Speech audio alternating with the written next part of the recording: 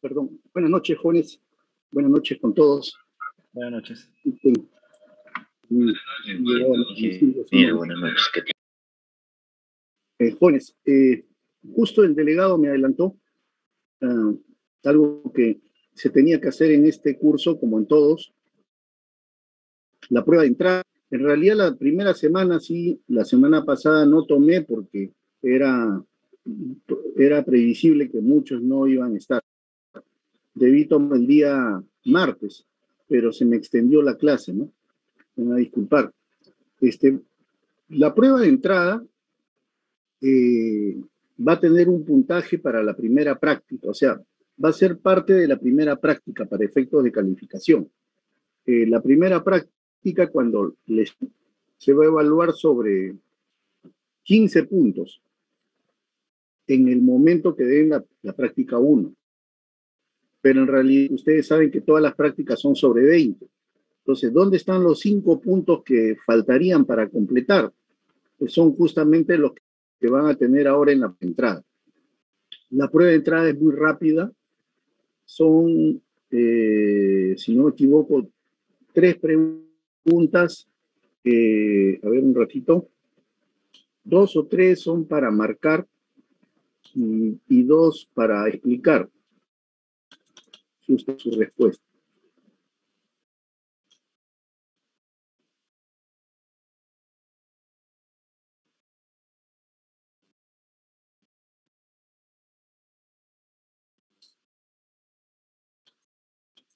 Sí, perdón. La pregunta efectiva, la 1, 2 y 3, son prácticamente de respuesta directa, ¿no? La pregunta 4 y 5 son para poner una explicación y un pequeño comentario.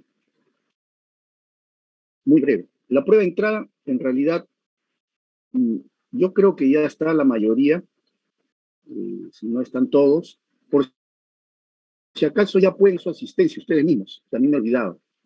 Ya pueden marcar la asistencia ustedes mismos, ¿no? O sea, ahorita ya pueden marcar y no se preocupen, con ayuda de su compañero Mercado, he activado las 2 primeras sesiones y a todos los hemos ubicado como presentes, ¿no? Los hemos puesto en la condición de alumno presente. Así que por esa parte no hay inconveniente. Ahora, el día de hoy sí, ustedes mismos, por favor, no se olviden de marcar su entrada a través de ORCE. Bueno, entonces vamos a colocar la prueba y ustedes les voy a dar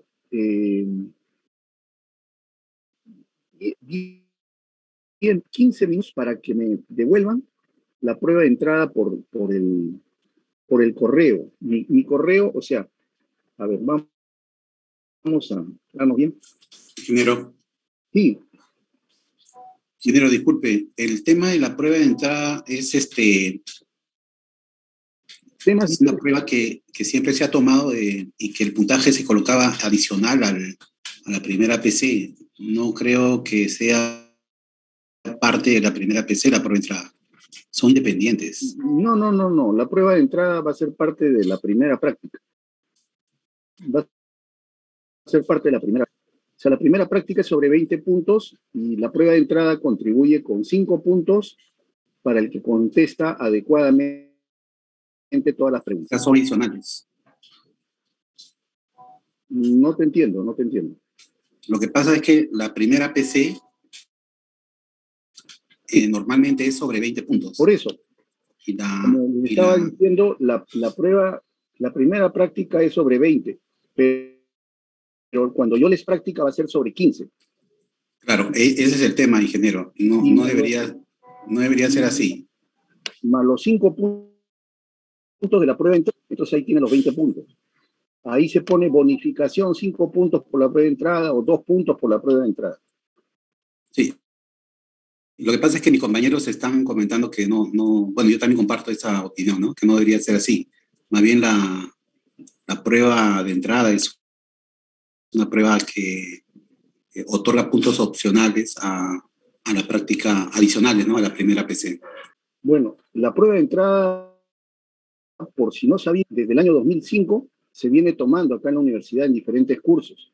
Antes no estaba muy difundida, pero habían cursos donde se tomaban. El que habla desde el año 2005 las toma y de esa manera lo maneja. Sí, profesor, me parece. Sí, en todo caso, disculpen si hay alguna discrepancia, pero lo vamos a hacer así. Voy a poner esto. Y ahí vamos a continuar con la clase, ¿no?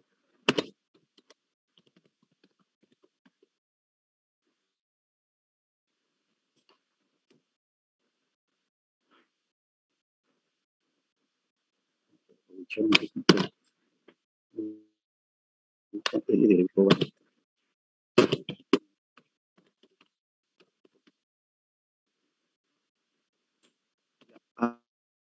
A ese correo va a dar la prueba de entrada y esa, la prueba va, el archivo debe ser dos puntos. ¿De qué forma? Mándeme un archivo por favor, para regularizar de esta forma, en lo posible. BEC 06Q, el código del salón, ¿no es cierto? Después un espacio, dos espacios, ahí mismo, ponen entrada. Y a continuación, el apellido paterno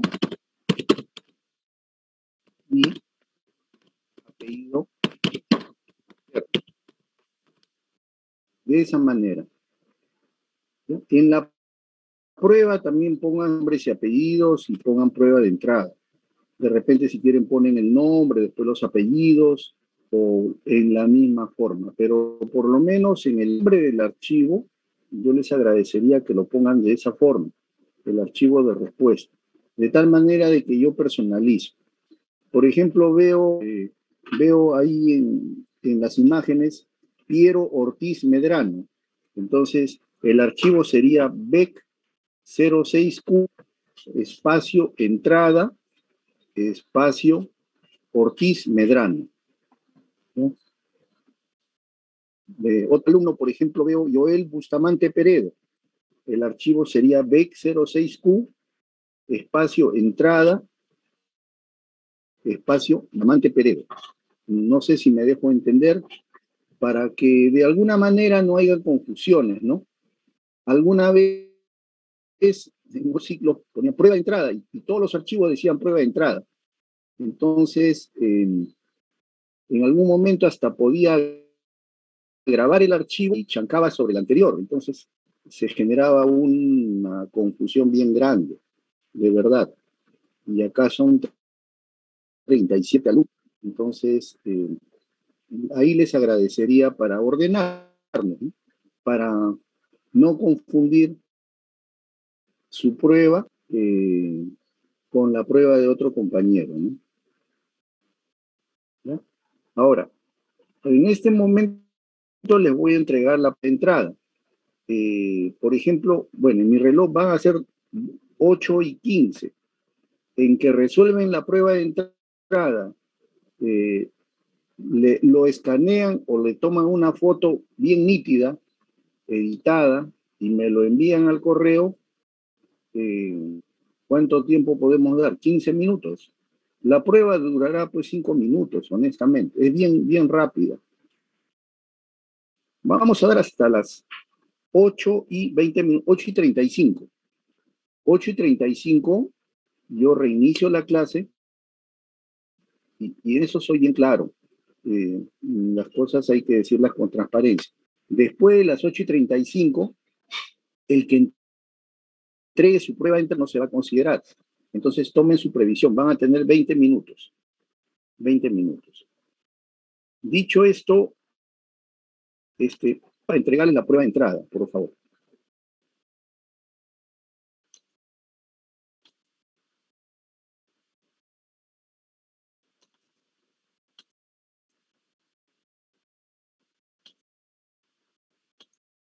Profesor, disculpe, ¿en qué Con las respuestas de la prueba de entrada. en PDF? En PDF puede ser o en Word, si es. Lo importante es bien claro, eso es para mí lo más importante. Preferiría que sea en PDF, preferiría. Pero si tienen alguna dificultad, a veces hay computadoras que tienen problema, lo pueden poner en Word, pero sus respuestas que sean muy claras. Muy claras. No, que no. Es una prueba muy sencilla. Ahí está la prueba de entrada, jóvenes. Y permítame hacer un comentario. En la pregunta 1, más que todo para ayudarles, describa cuáles son las 3 fases que conforman el desarrollo de un proyecto de inversión. Entonces, indican los nombres, nada más. Repito, los nombres, nada más. La primera fase de un proyecto de inversión se llama tanto. Segunda fase tiene este nombre y la tercera fase este nombre. Todo proyecto de inversión tiene 3 fases. Entonces, más que describa nombre, ¿no? Las 3 fases, ¿ya? Por si acaso. Quiero ser claro en eso. En la pregunta 2, simplemente marcan o indican cuál de estas 3 alternativas corresponden a un IOR. Un IOR. El desarrollo de una capacidad integral, la sensibilización de los actores de un proyecto. O sea, los actores son las autoridades, el pueblo, los beneficiarios de un proyecto, ¿no? La sensibilización. Y en la tercera, la adquisición de una laptop. ¿Cuál de los 3 corresponde a un IOR? La pregunta es simplemente marcar, ¿es la A o es la B o es la C? Nada más. No necesito sustento en la pregunta 2. No necesito sustento. Pregunta 2. Cada pregunta bien contestada es un punto. Pregunta incorrecta, 0 puntos. La tercera, ¿cuál de estos términos corresponde a un beneficio social en un proyecto de inversión pública, no privado? Beneficio social directo, indexado o extensivo. ¿Cuál de ellos corresponde a un beneficio social? Y ya en la 4 y 5 sí tienen que explicar un poquito, por eso les digo es válida la prueba.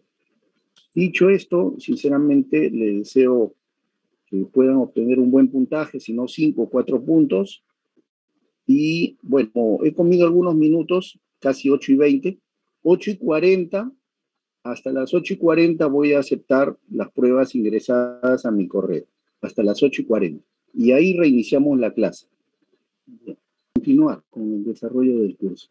Un ratito, por favor, voy a compartir pantalla.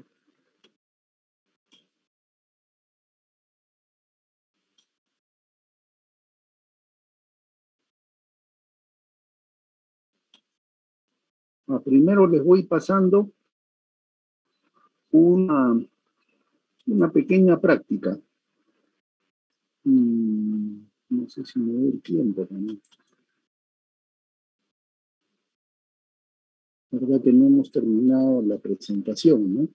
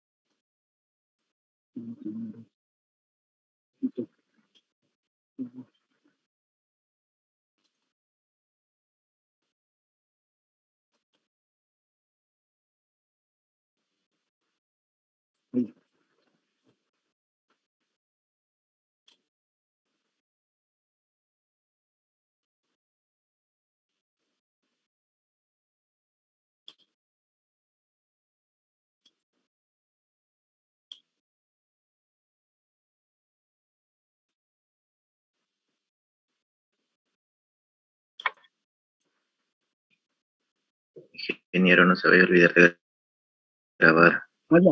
Perfecto, perfecto. Gracias, más bien. Gracias por avisarme. Recording in progress. Ya, continuamos.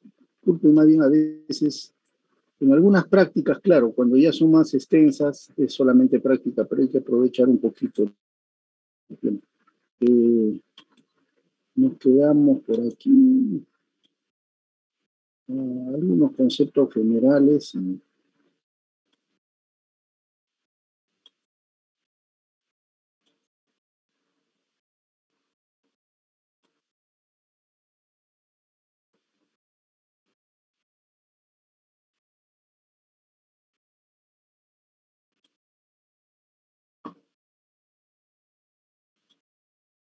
Creo que aquí nos quedamos, ¿no? Si no me equivoco, en el detalle de cómo nombrar un proyecto de inversión pública. Son como sugerencias. Siempre un proyecto de inversión pública hay que ver qué cosa vamos a hacer, ¿no? O sea, ¿qué vamos a hacer? ¿Vamos a reconstruir? ¿Vamos a ampliar? ¿Vamos a modernizar? Por ejemplo, en este caso se trata de una ampliación. Hablar de cuál es el bien o servicio. De repente es construir una carretera o desarrollar, el bien es construir una hidroeléctrica o una central eólica, ¿no? O de repente el servicio es un servicio de internet o un servicio de comunicaciones móviles. En este caso, el ejemplo nos dice que estamos hablando de un servicio de agua potable, ¿no? Y siempre, ¿dónde se va a localizar ese servicio de agua potable? ¿Dónde lo voy a focalizar? ¿En un distrito de la provincia de Canta o de repente en un distrito de la provincia de Barranca? Entonces, tratamos de focalizar. Por eso yo le llamo a veces focalizar o a veces localizar. Entonces, en función de esto, ampliación. En este caso, estamos hablando de un servicio de agua potable y estamos indicando el lugar. El nombre del PIB está articulado con estas variables, con lo que se va a hacer una ampliación sobre el servicio intervenir, ampliación del servicio de agua potable y en dónde se va a localizar en el distrito de Luya, que queda en el departamento de Amazonas. Entonces, los proyectos de inversión tienen que reflejar la esencia, ¿no? El objetivo del proyecto. Cuando hablamos de proyectos en el sector público, los proyectos en el sector público, los proyectos de inversión o proyectos IOR, los IOR, que ahora se ha tocado, algunos de repente no lo conocían, otros, siempre hay un área que hace la formulación del proyecto y hay otra área que ejecuta el proyecto, ¿no? Y hay un órgano técnico que es como el supervisor, el que coordina todos los aspectos técnicos del proyecto, ¿no? Digamos, es como el área técnica especializada. Ahora, ¿cómo sería esto en el sector privado, ¿no? En una empresa como Luz del Sur, en el campo eléctrico, o una empresa como Movistar en el campo privado también, pero en telecomunicaciones. La unidad formuladora generalmente es un área o un departamento que hace la planificación del proyecto, hace el análisis. Generalmente a veces hay un área de planeamiento que desarrolla el proyecto. Puede tener diferentes nombres, pero hay un área que hace el dimensionamiento, hace toda la formulación del proyecto desde el punto de vista técnico y económico, hasta su cronograma de Gantt, para ver en el tiempo cuánto va a demorar el proyecto, para ver los flujos de caja del proyecto, etc. Y la unidad ejecutora en empresas privadas, por ejemplo, en las empresas de comunicaciones están las gerencias de instalaciones, son las que ejecutan el proyecto, ¿no? Entonces, digamos, es un poco el mecanismo, ¿no? A veces los nombres pueden cambiar. En algunos proyectos, sobre todo dependiendo de la envergadura, esto es importante, dependiendo de la envergadura del proyecto, es importante que se haga un diagnóstico de los involucrados. O sea, de alguna manera, antes de un proyecto, si es instalación donde yo viajo y regreso, no hay problema. Pero si, por ejemplo, voy a hacer lo que está haciendo el MTC, está teniendo redes por toda una región, por ejemplo, en la región Ancash, están tendiendo redes de fibra en estos momentos, en diferentes provincias, no solamente Carhuaz, Yungay, Caraz, Ancash es muy grande, ¿no? Y también en la costa, en Casma, Guarmey, la provincia de Santa, por el lado de Chimbote, también en otras provincias más que están en la parte más profunda de Ancash, en Payasca, en Cabana, en Corongo, en Siguas, por el callejón de los Conchucos, en Pomabamba, en Piscobamba, en Chacas, toda la región, ¿no? En Huari, en San Marcos, en Chavín, imagínense, por el lado de Catac, por el lado de Recuayti, Capampa. Entonces, cuando hay una intervención de esa naturaleza, por ejemplo, a nivel de una región o a nivel de una provincia, muchas veces hay que ver quiénes son los involucrados. Los involucrados, digamos, son los beneficiarios del proyecto. ¿Quiénes son los beneficiarios? Porque, como dice, ¿cómo perciben el problema? ¿Cuál es el punto de vista de ellos? ¿No? Es importante saber qué desearían del proyecto. Un proyecto de carretera, ¿no? ¿Cuál es la ruta más adecuada? ¿Hacia dónde ellos se comunican más? Un ejemplo, Siguas en Ancash, ¿por dónde salgo? Salgo por el lado de Corongo, por el lado del Cañón del Pato, o salgo por el lado de Catac, porque está detrás de la cordillera del Huascarán, ¿no?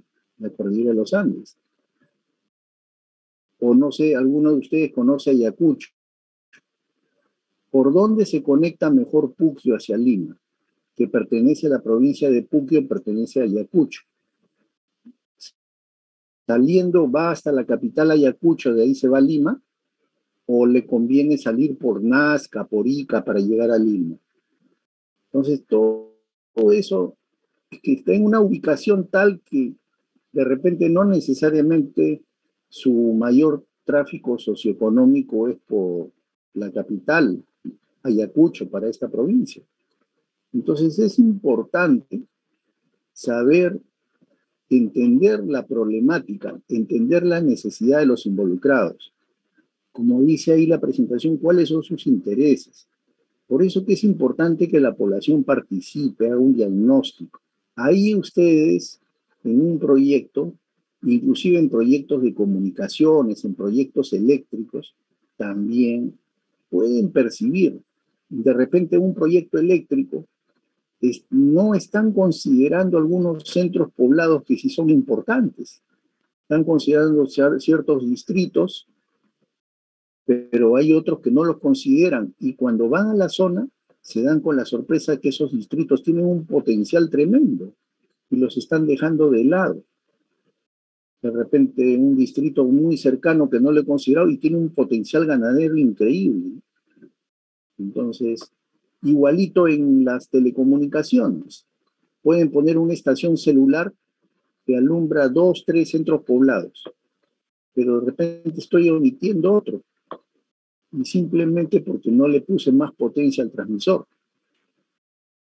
O las antenas no sectoriales no están orientadas adecuadamente y están apuntando a zonas donde hay menos clientes y no tienen tanta potencia en la zona donde hay más clientes.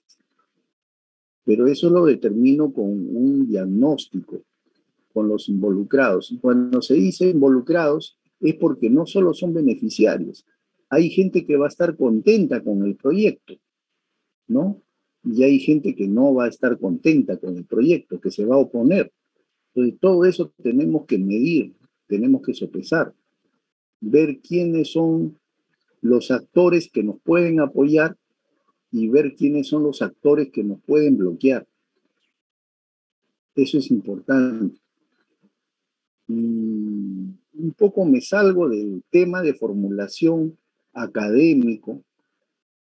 Yo les digo de que cuando uno participa en un proyecto en el interior del país, uno tiene que, por ejemplo, nosotros como ingenieros, tenemos que entrar a veces a zonas de la sierra, de la selva, de la costa misma inclusive, con otra idiosincrasia, en otro contexto. Y tenemos que ser muy respetuosos con todas las expresiones culturales de nuestro país, multiculturales. Al final el Perú es un país diverso, con muchas expresiones de costumbres, de cultura, y a veces nos hace desunidos, ¿no? Cuando es la riqueza que tiene el Perú. Yo les comento una historia personal. En el año 83, 1983, ya que venía trabajando 3 años en Entel Perú, era, digamos, un ingeniero relativamente joven, y nos fuimos con otros colegas, y tenía un colega que había estudiado, creo que en Argentina, en Buenos Aires, había hecho toda su carrera en Argentina, también había ingresado a Entel Perú, y él viajó con nosotros, éramos 2 ingenieros y 3 técnicos, para hacer unas obras en la zona de Pucará, donde están los toritos de Pucará, al norte de Juliaca. Y no sé, este colega, que después cambió mucho y le tengo igual una estimación, ya no lo veo hace más de 10 años, él llegó de Argentina y con unas costumbres un poco diferentes, un poquito arrogante, diríamos. Y cuando uno llegaba a un pueblo rural, yo estaba en la parte de comunicaciones rurales en esa época, íbamos a instalar unos cables telefónicos que recorrían como 10 kilómetros. Desde Pucará, hay un lugar que se llamaba Pucará Pueblo, hasta Pucará Estación, que era otro pueblo, pero que en realidad se llamaba José Domingo Choquehuanca. Se llama, hasta ahora existe. Y por ahí pasaba el tren que iba de Puno a Cusco. Entonces eran 10, 12 kilómetros de cable telefónico para interconectar estos 2 pequeños distritos. Y siempre cuando uno iba a pueblos pequeños, las personas llegábamos con camionetas, unos camiones, para empezar las obras, y se acercaban y nos preguntaban, ¿no? Muchas veces, ¿no? La gente en los pueblos rurales tiene mucha, perdón, un ratito, ¿qué pasa acá? Se ha fijado la pantalla. Es impresionante. Está bien, sí me están escuchando. La gente muchas veces en esos lugares tiene interés en saber qué hacen por su pueblo. Y cuando son pueblos remotos, rurales, más interés aún. Porque de verdad yo sí he sentido eso, de que hay muchas zonas rurales y remotas del país que están medio olvidaditas desde esas épocas. Entonces vino un señor con un traje así de campo, muy sencillo, con un aire así un poco andino, bajito, chiquito, pero educado. El señor nos preguntó, pero se acercó a mi compañero, el que había estudiado en Argentina, y le dijo, señor, disculpe, he visto que ustedes son de Entel Perú. ¿Podría comentarme, decirme qué obra van a hacer? Justo el primer día que llegamos, creo que un mediodía, el señor apareció a las 3 de la tarde, por ahí se acercó.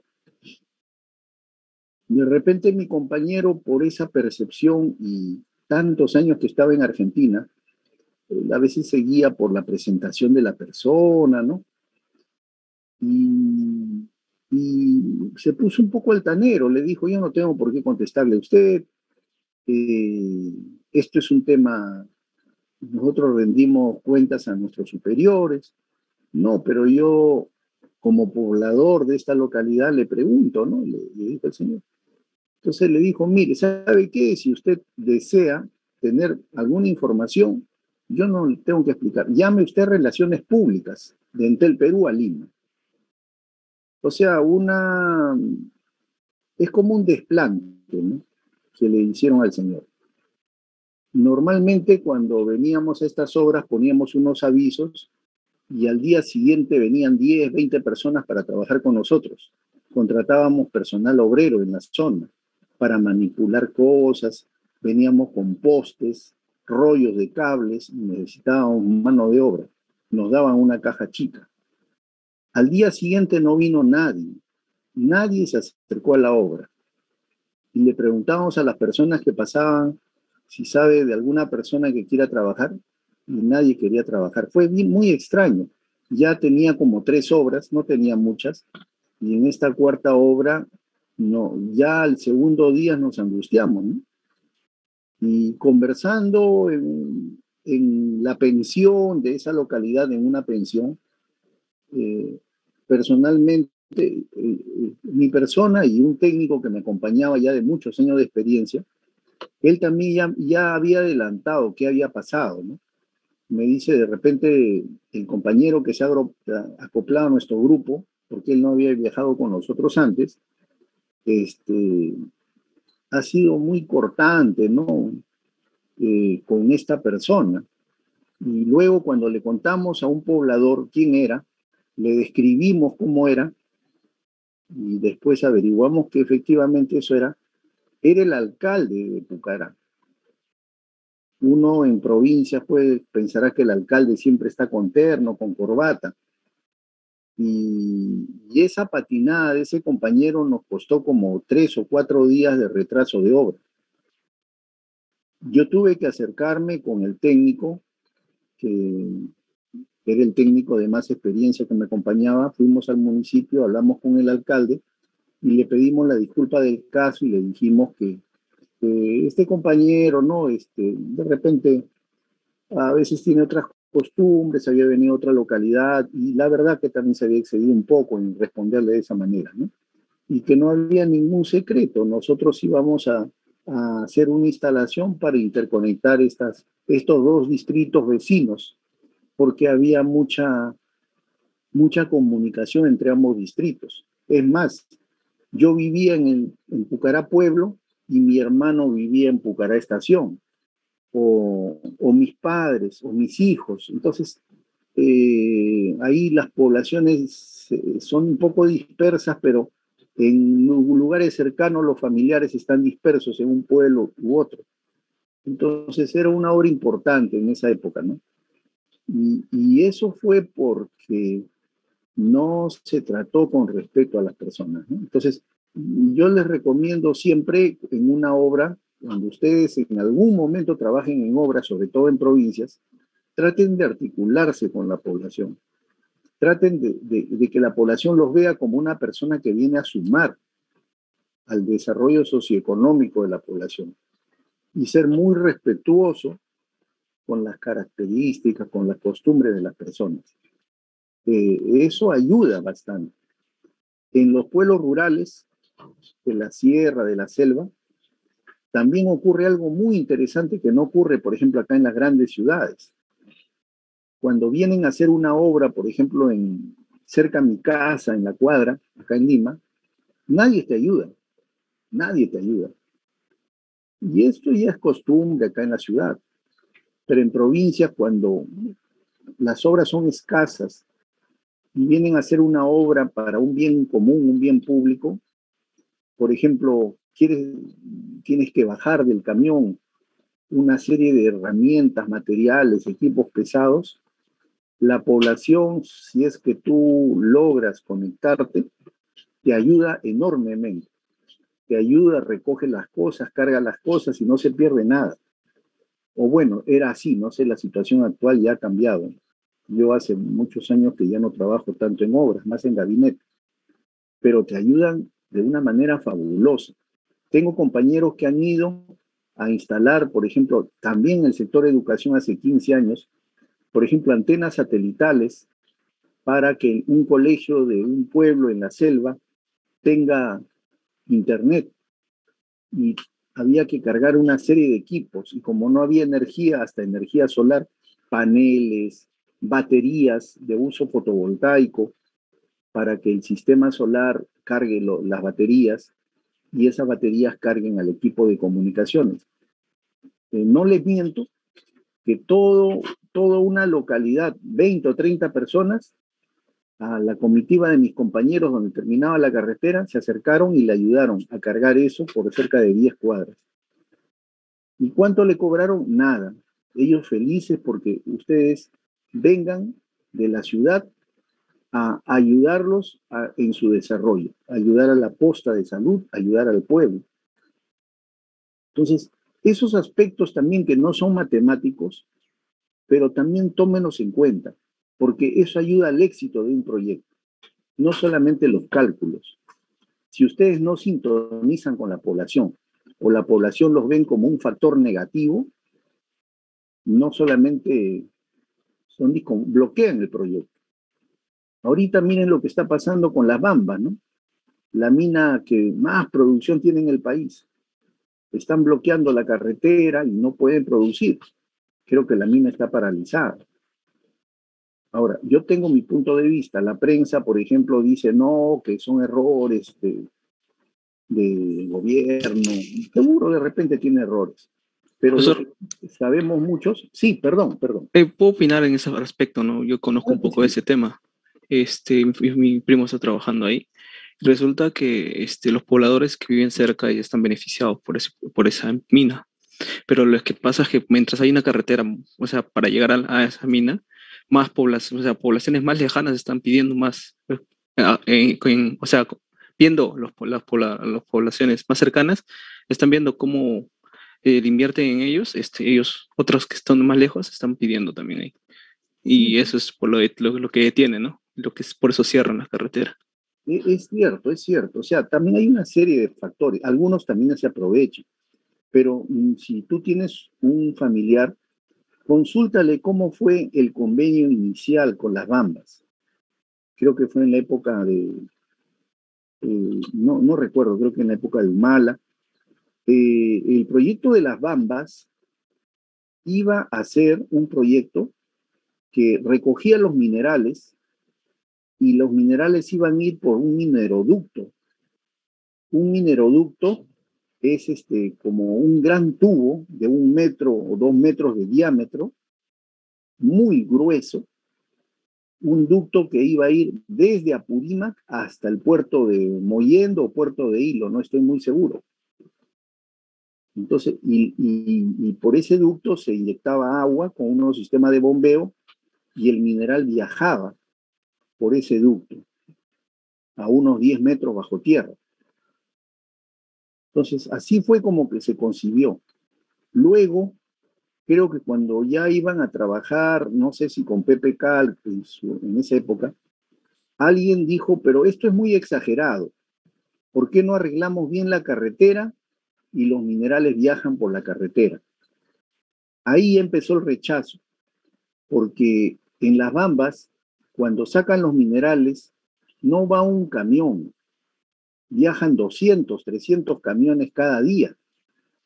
El ruido es espantoso y los minerales que están encima de los camiones con el polvo y con la vibración se sueltan y caen sobre los terrenos y esos terrenos se vuelven tóxicos. y en la sierra hay vientos fuertes y ese mineral se va dispersando por varias hectáreas alrededor de la carretera. Y eso es lo que no se explica. Entonces, esa gente es gente que vive del campo, de la agricultura, de la ganadería. Entonces hay un malestar tremendo. Hay una contaminación sonora tremenda. Entonces, el Estado, ahí en su momento, y nadie se habla de esos actores, fue muy débil porque debió mantener esas condiciones que ya lo había aceptado la mina, pero que al final las modificaron pensando que dejar contento a los funcionarios de la mina, y creo que fueron los funcionarios chinos, ¿no? Porque la mina inicialmente lo compró, fue la mina Strata, lo compraron, me parece, los suizos, no estoy muy seguro, y después lo transfirieron a Las Bambas, que es una corporación china. Y ahí creo que hicieron modificaciones al contrato. Y pensando en ganar, pero no se ganó. Los convenios de un inicio, firmados de un inicio, se respetan. Entonces, una mala negociación, una mala negociación es cuando una parte tiene más beneficios que otra. La mejor negociación es la negociación justa. Entonces, ambas partes van a estar tranquilas todo el tiempo. Entonces, bueno, es otro tema, ¿no? Pero muchas veces con los involucrados de un proyecto de agua, un proyecto minero, un proyecto de telecomunicaciones, un proyecto de energía eléctrica, se tiene que buscar, por eso, entender cuáles son los intereses, qué es lo que desean y qué cosa para ellos representa un gran problema, ¿no? De alguna manera hay que mitigar los problemas y hay que tratar de satisfacer sus intereses. Bueno, no quiero extender, a veces me extiendo, pero es importante que tomen esos conceptos. Siempre el concepto de la justicia, ¿no? A la larga es lo mejor. No querer salir ganador. Yo gano 90 y la otra parte gana 10. No, es mejor 50-50. Pero esa es una negociación duradera, una negociación estable.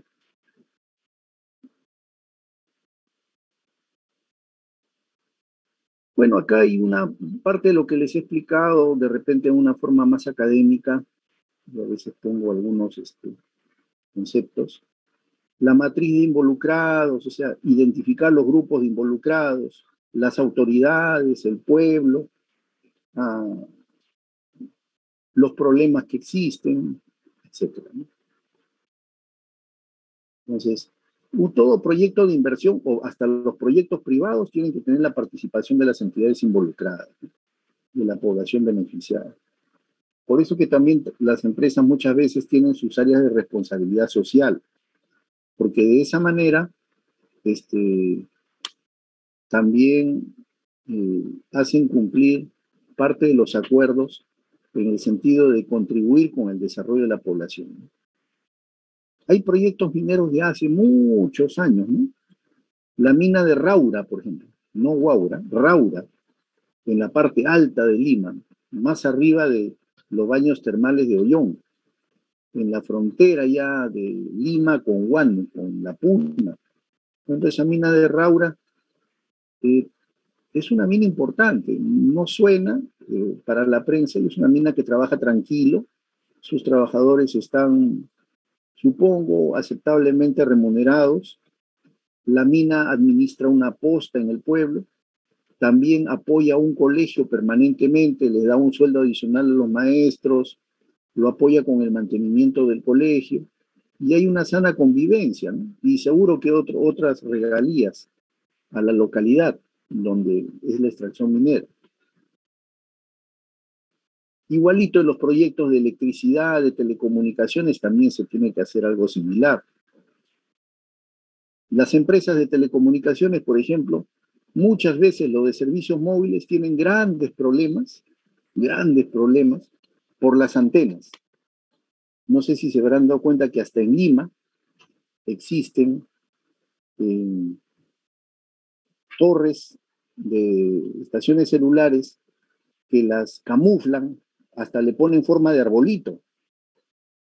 ¿Por qué? Porque la gente a veces no les deja instalar sus torres, ¿no? O sea, Telefónica, Claro, ¿no? Entel o Vitel no pueden instalar sus torres. Pero, ¿por qué? ¿No tienen licencia de la municipalidad? Sí tienen licencia municipal, pero no tienen la licencia social. O sea, la sociedad no les permite instalar sus antenas. ¿Y por qué no les permite instalar Profesor, sus antenas? profesor, Sí, ¿puedo hacer una acotación por ahí? claro Tengo que sí. entendido tengo entendido que hacen eso de colocarlo como si fuesen árboles, porque tiene que darle como un sentido ambiental a las, ¿cómo se llama? A las sí, a las antenas para que, este, ay, no me acuerdo exactamente, pero está estipulado en su reglamento, al parecer. Para mimetizarlos, Sí, ajá, también para, puede ser. Pero a ver, esta es una conversación, pero creo que en parte también ha habido muchos casos en que la población en muchos lugares se ha negado que instalen las antenas. Es como en el 5G, decían que va a generar cáncer, que no vamos a tener hijos, ¿no? En un momento comenzó a correr ese rumor, ¿no? Algunas veces habrán visto unas propagandas de la Asociación de Empresas de Telecomunicaciones que dicen que están promoviendo el desarrollo de las comunicaciones, ¿no? Y bueno, todas las antenas, todas las instalaciones que hacen están reguladas por OCITEL y que cumplen con todos los impuestos para el país. Pero, por ejemplo, una cosa importante, ¿no? Si los involucrados en algunos casos se niegan a que se instale una antena en un edificio, en una casa, es porque, por ejemplo, un rumor muy común, que dicen que esa antena genera radiaciones electromagnéticas que pueden ser dañinas para la persona. Y como son dañinas para la persona, entonces, lógicamente, las personas se asustan, ¿no? Va a dañar a mis hijos, me va a dañar a mí, voy a tener cáncer, me va a dar catarata a los ojos, etcétera. Entonces, pero eso no es cierto. Cuando una persona, por ejemplo, está cerca de una antena o medianamente cerca, pasa cerca de una estación, ¿saben cuál es la radiación más intensa? La que tiene el celular que está pegado a mi oído cuando recibo una llamada. La antena, como ustedes saben, una onda electromagnética decrece con la distancia en proporción inversa a la distancia al cuadrado. Si está a 100 metros, la señal se reduce 100 veces, ¿no? Y llega a niveles muy bajos porque todas las estaciones celulares, inclusive, tienen unos límites máximos no permitidos, o sea, no pueden pasar de un límite máximo, que están regulados por la Organización Mundial de la Salud. Entonces, yo creo que, por ejemplo, la campaña de marketing de las empresas de comunicaciones debería apuntar y explicar a las personas en la forma más didáctica, más académica posible, de que esas antenas de ninguna manera van a generar ningún efecto a la salud de las personas, porque los niveles de radiación que salen de esas antenas, que si bien pueden ir a atender a, a usuarios que están a 100, 200 o 1000 metros, pero no son capaces de dañar al ser humano, ¿no? Pero ellos apuntan a que todos sus trámites tienen licencia, tienen aprobación municipal, pero al usuario no le interesa tanto eso. Al usuario hay que darle la tranquilidad de que no van a afectar su salud. Y por ahí nunca he visto una campaña de esa naturaleza. O sea, hay que tener, pero eso lo podrían hacer si hacen un análisis por los involucrados. y se dan cuenta cuál es la preocupación de los involucrados en su mayoría. Y de eso se aprovechan también, hay gente oportunista, ¿no? Y entonces les pide, aparte, en un edificio se niegan, dicen, no, me vas a perjudicar. Entonces, a veces negocian, ha habido casos, ¿no? ¿En qué me vas a apoyar? Mira, al frente hay un parque, hazme la cancha de fulbito, cosas así, ¿no? Pero no tienen un asidero, una base, ¿no? Bien, esta parte sí les dejo a ustedes para que tengan en cuenta en la formulación de un proyecto, ¿no? Por ejemplo, todo proyecto tiene que tener, digamos, un antecedente, ¿no? Del estudio. Hay que identificar cuál es el problema que existe, como les dije, cuál es la deficiencia que se tiene. Hay que ver si hay un mercado potencial, ¿no? Si el proyecto tecnológicamente y económicamente es viable, ¿no? Y para eso, la única forma es hacer un estudio de mercado. ¿Por qué es importante el estudio de mercado? Porque yo puedo ver de qué tamaño va a ser mi proyecto, ¿no? ¿Cuántos usuarios casi con bastante seguridad puedo tener, ¿no? ¿Cuál es la demanda? Y si el servicio que yo voy a brindar ya existe, si hay una oferta en ese lugar, si otra empresa está ofertando lo mismo que yo estoy ofertando, ¿no? Entonces, ahí yo tengo que ver cuál es mi valor agregado en calidad, en precio. Mi producto va a ofrecer algunas cosas que no tiene la competencia. Mi producto puede tener un precio inferior a la competencia. Entonces, y por eso que también aquí la presentación dice que es bueno tener investigación en fuentes primarias, o sea, fuentes de primera mano. Uno puede ver estadísticas, ¿no? Del INEI, estadísticas de comunicaciones de Ocitel, estadísticas de Ocimermin, o Ociner, perdón, ¿no? El organismo regulador de la energía eléctrica, el organismo regulador o supervisor de las telecomunicaciones. Si fuera, por ejemplo, estoy hablando de los sectores que están en esta facultad, ¿no? Podría haber, un ratito, ya, yo te alcanzo, ¿no? Ahí voy a alcanzar. Voy a buscar, sí, ya, disculpen, Juan, estaba coordinando con mi esposa. Entonces, el tema es que hay que evaluar bien cuál es la necesidad existente, cuál es la demanda, ¿no? Entonces, y ver de acuerdo a eso, cuál es el mercado que tengo, de qué tamaño es el mercado. Porque de acuerdo a ese estudio de mercado, yo sé si mi proyecto es más o menos grande o más o menos pequeño, ¿no? Yo tengo un proyecto de telecomunicaciones, una estación celular en un centro poblado. ¿Para cuántos abonados va a ser esa estación celular? ¿Va a soportar 200 abonados? ¿Va a soportar 500 o 1000? El equipamiento es diferente. Uno ve simplemente una torre, una antena, pero pueden ser diferentes tipos de equipos. Puedo tener antenas de mayor o menor alcance. Si la antena está en medio de la ciudad y la ciudad crece en todas las direcciones, ¿no? 360 grados, puedo tener antenas que hagan un barrido en 3 sectores, 3 antenas y cada una cubre 160 grados y cubro toda la extensión del territorio. De repente puedo tener una ciudad alargada y en una dirección la antena tiene que tener más ganancia que en otra dirección. Entonces hay todo un estudio, ¿no? En cada proyecto, ¿no? Y para tener la historia clara, por eso hay que investigar en fuentes primarias. ¿Qué quiere decir? De primera mano. Hay que ir al lugar si es posible. Y es lo más conveniente, ¿no? Después, de acuerdo a eso, se hace el dimensionamiento y la localización del proyecto. Luego viene el estudio económico, ya vamos a hablar de cálculos ahí.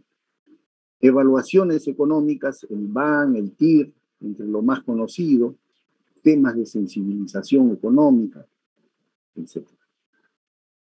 ¿no? El BAN es conocidísimo por ustedes, es la sumatoria de flujo de caja entre 1 más la tasa de interés elevado a la I, donde I es el número de años, menos la inversión inicial.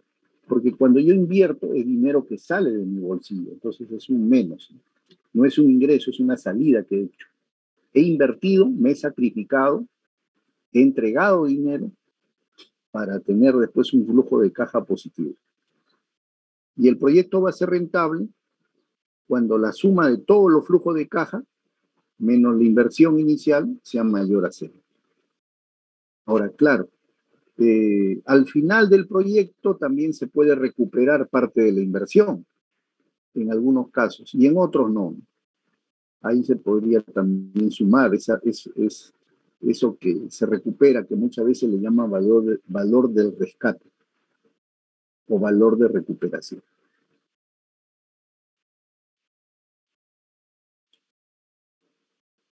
Bueno, la evaluación económica también trata de la tasa de retorno, el TIR,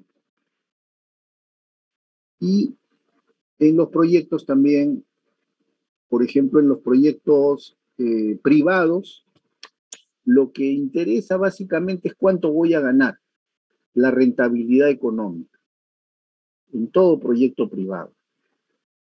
Generalmente alguien invierte, yo pongo 10.000 y después de 2 meses, no sé, quiero tener 18.000 o 20.000. Hoy algunos negocios tan rentables que ponen 10.000 y al mes ya tienen 22.000. Bueno, qué bueno, ¿no? Entonces, el privado generalmente ve rentabilidad económica, ¿no? Pero en el Estado, algo les adelanté, hay proyectos sociales. Y en los proyectos sociales hay beneficios sociales y costos sociales. ¿Y cuáles son esos beneficios sociales? Hay beneficios, por ejemplo, directos, hay beneficios indirectos. Y ahí había una pregunta que decía, ¿cuál de ellos es un beneficio social? ¿No? Entonces, ya habían algunos términos, ¿no? Creo que puse beneficio social indirecto o directo, creo que esa era la respuesta correcta. Por ejemplo, en una carretera, ¿cuál es el beneficio social? Cuando no había carretera, un ejemplo, ¿verdad? Me estoy acordando. Hace 15 años o 20 años, para ir de Tarapoto a Yurimaguas, si alguno de ustedes tiene familia en la selva o conoce esos lugares, hace 15 o 20 años, de Tarapoto a Yurimaguas podían ser 12 horas, 15 horas, en épocas de lluvia inclusive hasta más, porque no había una buena carretera. Ahora, con la carretera asfaltada, que se terminó, me parece que el 2008, de Tarapoto a Yurimaguas, en buenas condiciones de tiempo, en 3 horas llegan.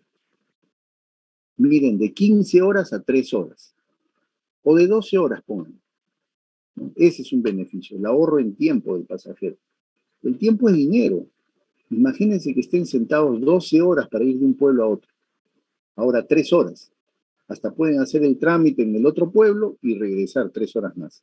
Aunque es muy pesado, claro.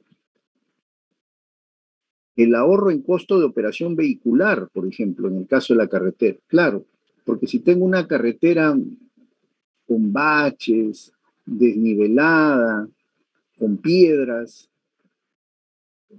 la carretera desnivelada me malogra la dirección. Con tanto golpe, todo el chasis del carro se daña. Se aflojan todas las tuercas, es una desgracia el carro después de 2, 3 años. Entonces hay un ahorro en los costos de operación vehicular. O en una pista toda irregular, con piedras que sobresalen, las llantas no me duran nada, ¿no? En vez de durarme un año, en 5 o 6 meses ya las llantas están destrozadas. Entonces hay una serie de ahorros. Entonces el beneficio es el ahorro, en algunos casos. Servicio de agua para riego es el valor neto de la producción por hectárea. O sea, yo uso más agua, pero con con terrenos bien irrigados, esa hectárea no me produce pues 20 toneladas de papas, me produce 30 toneladas de papas. Y así, ¿no? Servicio de distribución de energía, beneficios según el tipo de abonado, ¿no? O sea, de repente antes tenía una energía irregular, muy variable. Para muchos de repente puede ser extraño lo que digo, ¿no? Pero la energía en las provincias, y ni siquiera en las provincias, en los distritos menores o los centros poblados pequeños, a veces es muy variable. No tienen 220 voltios, tienen 200, 190 voltios, 180 en la noche, porque las redes se saturan y hay una caída de tensión tremenda, ¿no? Y también la energía se corta varias veces al día. Ahora en Lima tenemos una energía muy estable, excelente, ¿no? Entonces muchos ya se han olvidado de eso, o tal vez no han visto esa realidad. Telecomunicaciones igual, ¿no? De repente tengo un internet muy lento y ahora me ponen un servicio de internet mucho más veloz por fibra óptica. Entonces, para descargar archivos, lo que me demoraba 1 hora, ahora me demora 20 minutos. Estoy ahorrando tiempo y puedo hacer otras cosas, hacer otras actividades, o puedo descansar al final. Calidad de vida, calidad de vida, ¿no? En el régimen estatal, los proyectos de inversión miden muchas veces la viabilidad por el criterio de costo-efectividad o costo menos beneficio. Cuando el beneficio social es mayor al costo social, el beneficio menos el costo es mayor que cero, el proyecto es socialmente rentable, socialmente rentable. Son aspectos que se deben conocer, ¿no?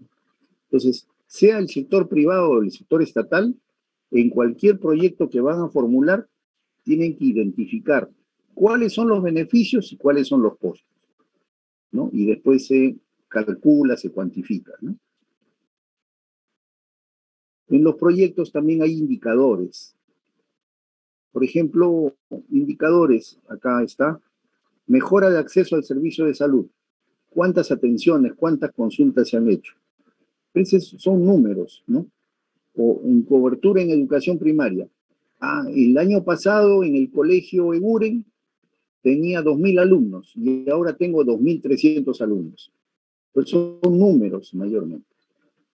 Pero el indicador más importante no es de eficacia, sino de efectividad. ¿Qué tan efectivo es el proyecto? Es lo que llaman el impacto del proyecto. Claro, ¿interesa que aumenten las atenciones en una posta de salud? Claro que sí. Pero lo que interesa en ese pueblo es que haya menos tasa de morbilidad. Menos tasa de morbilidad, disminuya la tasa de morbilidad. Por si acaso, de repente, yo tampoco sabía, morbilidad no es mortalidad. Es otra cosa. Morbilidad es la frecuencia con que uno va al médico. Anteriormente, como no me atendían, tenía una serie de problemas, me dolía la cabeza, me dolía el estómago, etcétera, etcétera. Y entonces yo tenía que ir al médico unas 5 veces al año. Ahora voy al médico solo 3 veces al año o 2 veces al año. ¿Por qué? Porque ya me siento mejor en términos generales. Entonces ese es un impacto, ¿no? Al haber menos tasa de morbilidad, quiere decir que la gente en general tiene menos momentos en que se siente mal, ¿no? En educación, también hablábamos de números, más alumnos matriculados, pero lo que interesa es no solamente que estén matriculados, sino que comprendan lo que leen. Antes una lectura, el 70% de los niños no entendían lo que leían, pero ahora hacemos la encuesta y después de mejorar la cobertura en el servicio primario, ahora ya no es 70%, el 50% sí entienden lo que leen. Antes solo entendían el 30%. Entonces, de esa manera los proyectos se ven. Se ve respecto al cifras, número de atenciones, son los resultados, pero también somos los indicadores. Ese es el impacto, ¿no? Los indicadores. Implementación de un servicio de Internet en una localidad rural. Tengo más personas con Internet, pero lo que me interesa es que ese Internet influya en las actividades socioeconómicas. El Internet puede servir para todos los procesos de la vida diaria y puede ser un catalizador, un impulsor del desarrollo económico, ¿no? Entonces, otro tema, en un proyecto hay que tener en cuenta a los organismos reguladores. Un organismo regulador es aquel que está pendiente de las fallas del mercado. A veces el mercado falla. O Sinermin, por ejemplo, ¿no? De energía y minas. Ahorita, por ejemplo, hay una falla en el mercado. Ya bajó el combustible y en los grifos decían, no, todavía no termino mi stock. Pero el combustible ha bajado y han pasado ya creo que más de una semana y no se acaba su stock. Creo que van a tener un stock eterno.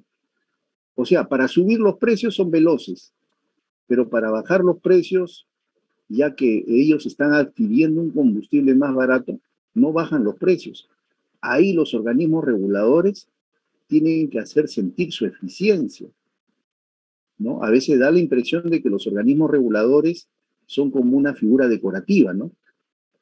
Como la aceituna que ponen encima de la papa a la huancaína, qué bonito decora la papa a la huancaína, ¿no? Y no queremos eso, ¿no?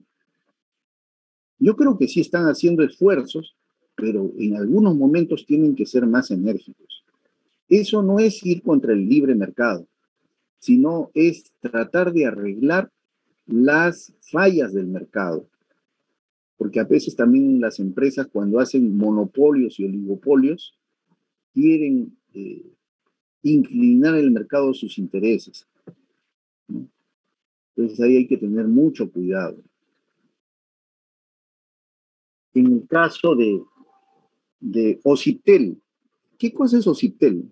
La sigla misma lo dice en telecomunicación. He hablado de estos casos donde están los alumnos de electricidad o de tele. Es el organismo supervisor de la inversión privada de las telecomunicaciones. Es el que supervisa la inversión privada. Si a mí Ociptel me garantiza que mi línea de internet es de 50 megabits por segundo y a veces las líneas te dan con un 30% de overbooking. ¿Qué quiere decir? Que es de 50%, pero en algún momento puede llegar al 30% de ese valor. 0.3, o sea, 30%. Por 50 es 15 megabits por segundo. Si en algún momento yo veo que mi línea no baja hasta 15 en las horas de mayor tráfico, de congestión, en las horas pico, si mi línea está bajando a 10, a 12, y varias veces yo puedo quejarme, y Ociptel tiene que darme la razón y tiene que apoyarme con la empresa privada. Y decirle a Vitel o decirle a Telefónica, oiga señor, usted está incumpliendo el contrato. Entonces, para eso son los organismos reguladores. Y los ministerios son normativos también, ¿no? El MTC para telecomunicaciones y el MINEM, el Ministerio de Energía y Minas, para electricidad. También en grandes proyectos interesa la estabilidad política y económica del país. Bueno, ahorita estamos en un caos. También discrepan con el Poder Ejecutivo, con el Poder Legislativo. Se siente que ambos poderes, bueno, de repente es un poco mi punto de vista personal, no contribuyen mucho a la estabilidad. Y eso afecta. Muchos grandes inversionistas no quieren invertir porque las reglas del juego no son claras, pues tienen temor. Y con esto habríamos terminado la presentación. Yo más bien termino la clase, jóvenes. Quería hacer, pero creo que ya no va a ganar el tiempo, un ejercicio, ya que pasé a hablar del BAN, un ejercicio relacionado con el BAN. Para un mejor entendimiento de ese ejercicio, les dejo la hojita, por favor. les voy a dejar la hojita, que lo vamos a resolver la próxima clase. A ver, un ratito.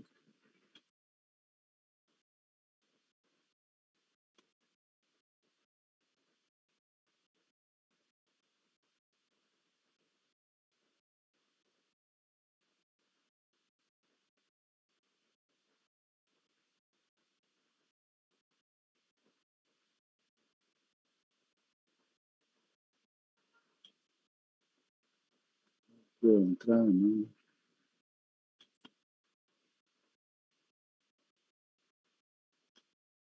Creo.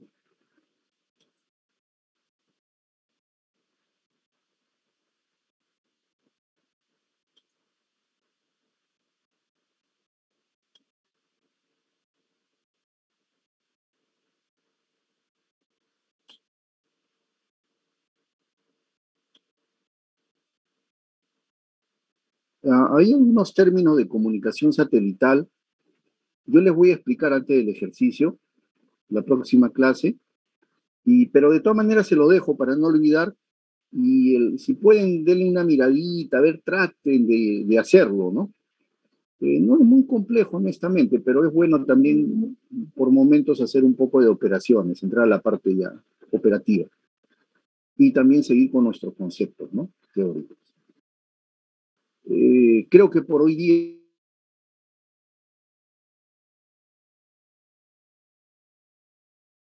martes. Antes que me olvide, esta es la segunda semana, La cuarta semana es la primera práctica, la cuarta semana. Entonces, no se olviden, no sé si es martes o jueves, ya lo definimos la próxima semana o nos ponemos de acuerdo con ustedes, ¿no? Pero no se olviden, estamos en la segunda semana y la primera práctica es la cuarta semana. Al final yo voy a hacer, en términos generales, lo que vemos en clase. Conceptos relacionados con lo que vemos en clase o ejercicios parecidos a lo que vemos en clase. Entonces, bueno, nos vemos el martes para resolver este ejercicio. No sé si lo recibieron, ¿me pueden confirmar? Ingeniero, recibido. Ya. Gracias, Julio. Gracias. Bueno, gracias a todos, jóvenes. Buenas noches. Muchas gracias. Buenas noches, ingeniero. Muchas gracias. Buenas noches, ingeniero. Buenas noches, profesor. Que descansen.